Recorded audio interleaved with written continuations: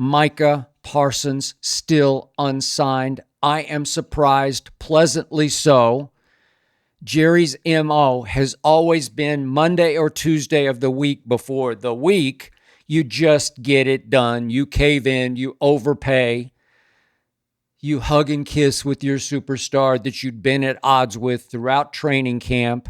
You chuckle that you got all the international publicity and milked it for all it was worth throughout training camp and kept your superstar out of harm's way through training camp. And now you ramp up for the regular season. And as our new head coach, our new puppet coach, Brian Schottenheimer, said yesterday, it's going to now require some ramping up for Micah when he does get signed, because you can't just throw him into opening night at Philadelphia against the defending champs on banner raising night and expect him to play the full 75 plays on defense, because he hasn't practiced at all. He has been holding in. He's been around. He's been in his jersey. He's been through walkthroughs. He's been through meetings. He's up to speed on all the mental, but on zero of the physical. And what concerns me now as the clock ticks toward Philadelphia is that from what I know, what I gather, what I instinctively sort of feel about Micah, I don't consider him any kind of workout warrior. So I'm not sure exactly what kind of weight room, exercise bike, treadmill kind of shape he's been able to stay in outside of being able to practice and play football. All concerning to me, but I still am holding out hope that Jerry Jones finally, for once, has seen the light. Again, I don't think Micah is remotely worth the most money ever paid to a defensive player ever. I can't see it. I have beaten that to death for you. I have demonstrated that for you again and again and again. And my biggest chuckle came late last night when I noticed on X, formerly known as Twitter, a runaway story, a wildfire spreading like story, that it's a done deal that Micah Parsons has been traded to Green Bay for, I think the runaway speculation was 2 1s, a 2, and a 3, and that on the table was already $45 million a year for 4 years or whatever it was. All of it almost certainly baloney. I don't think this was a question of where there's some smoke, there's got to be fire. I think it detonated from a tweet from the ex-Packer who played for the Packers for 9 years, retired in 2017, John Kuhn, their fullback, you'll recall. He was a good player, made 3 Pro Bowls and 1 first-team All-Pro. But I think it all started when he tweeted Micah freaking Parsons. That was it. And somehow Packer Nation leaped to the conclusion he's ours. And again, to my point about Micah Parsons, well, thank you. Take him off our hands then. Because the great irony of that was, as I tweeted very late last night, hey, Green Bay, just put in the tape of your last playoff game against Dallas at Dallas, obviously a couple of years back. You remember that nightmare of a debacle. Micah Parsons, I think, played in that game. I had to look back at the participation chart to make sure he did play in the game, because against Green Bay in the playoff game, he registered his worst stats of his career, meaning he had virtually no stats for the entire game. He ghosted his own defense. He no-showed his entire team. That defense was largely to blame for Green Bay 27, Dallas nothing before halftime. I'm pretty sure Micah did play in that game. And then as I went off on, speaking of that cowboy documentary on Netflix, you get to see a candid shot in the final and 8th episode of Jerry Jones in the locker room, rubbing elbows with all of his players, especially his great-grandson, Micah, the cowboy he loves the most. He sidles over to him and sort of whispers in his ear, no matter what happened out there, it wasn't your fault. What? It was largely his fault, Jerry. What are you talking about? It's the Cowboy Country Club. This is what's wrong with the Dallas Cowboys. Nobody is held accountable.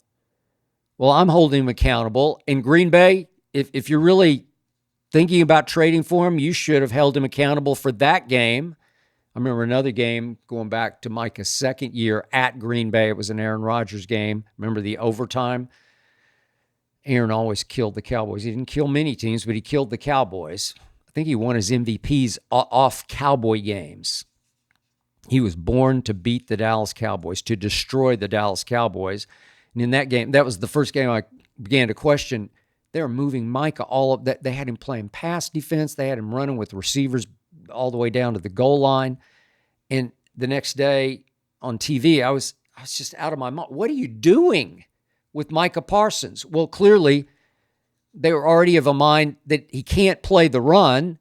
So maybe we should move him around, make him some kind of like a monster back like Charles Haley started out in San Francisco as kind of a roaming linebacker / strong safety, a disruptor.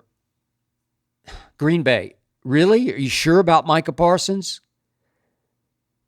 And then my final conclusion last night on X was, wait a second. Why would Jerry Jones even consider trading Micah Parsons right now? Because he's got him.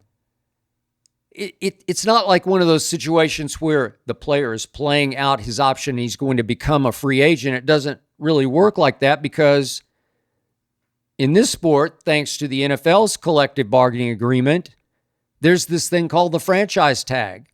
So right here, right now, this is how I would play the situation. I'll say it again. I would just I would have told him several weeks ago, maybe a month or two ago, I need to see more. I would have said it publicly. I need to see more. I want you to play out your final year of your rookie deal.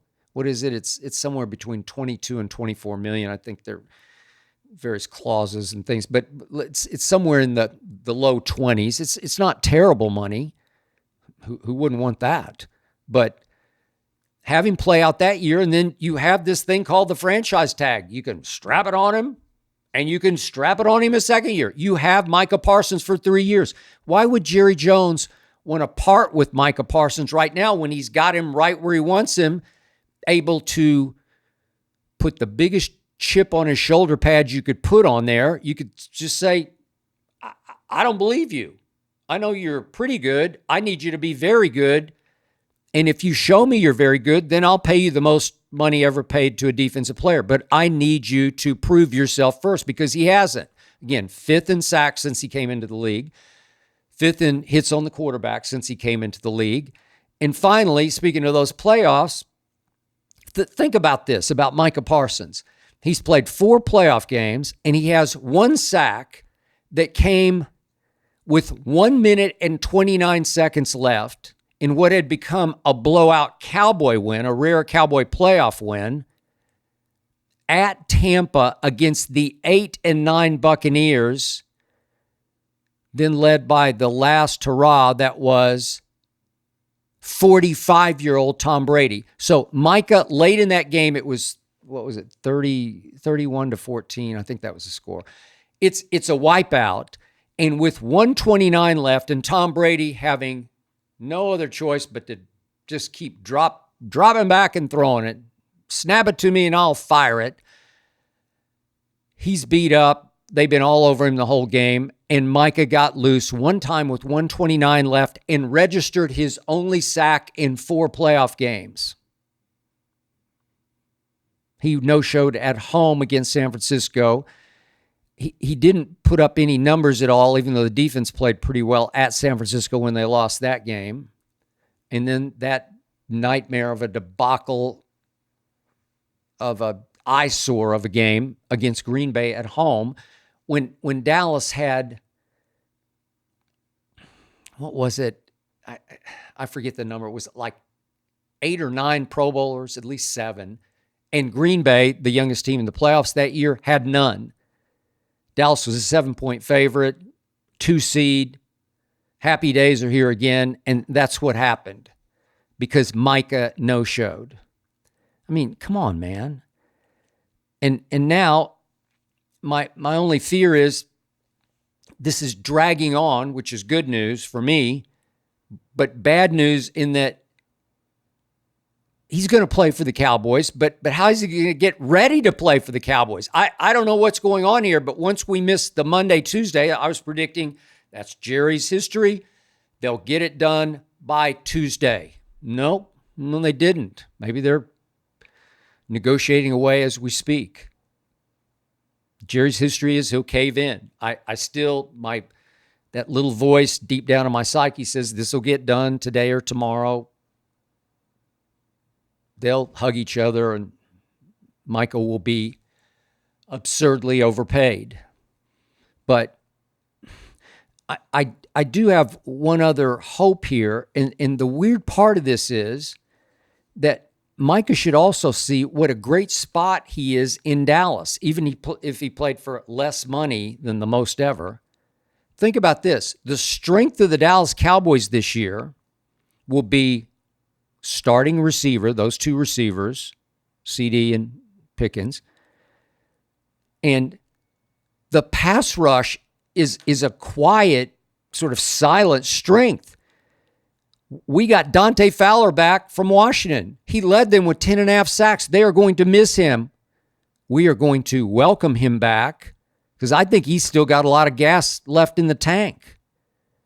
And when I look down this list, I told you, Ezra Ruwaka, I think he will still prove to be, he didn't flash much in the preseason. He's going to be a steal of a second rounder, and I think he will disrupt this year. Sam Williams is back, and I saw flashes of his ability to disrupt. That James Houston won the preseason for the Dallas Cowboys, and he is on the roster, and he will contribute as a pass rusher. Odigizua as a defensive tackle I think he's better at rushing the passer than stopping the run, which is horrifying, but true. And if I throw on top of that Micah Parsons, even if he's on a pitch count, 40 plays on defense, I don't know. As Schottenheimer said, can he still disrupt? Yep, he still can. I think he could just step out there right now and disrupt, especially if he could trust that he wasn't always double teamed. And I'm not sure you can always double team Micah with this group, because if you double Micah, somebody is going to wreck your game. I haven't seen Micah wreck a game since his rookie year. That's what scares me the most about him. But man, that's a deep group. And Micah, just accept your fate here. It's a great place. You're playing for America's team at their deepest defensive position, and the onus won't be all on you. This is the year you could shine. If this becomes your contract year where you've got to prove it to Jerry Jones on the final year of your rookie deal, enjoy. You can. This is made to order for you. This is almost set up for you to have a huge year, because it is now going to be very difficult to double team Micah Parsons. The clock ticks.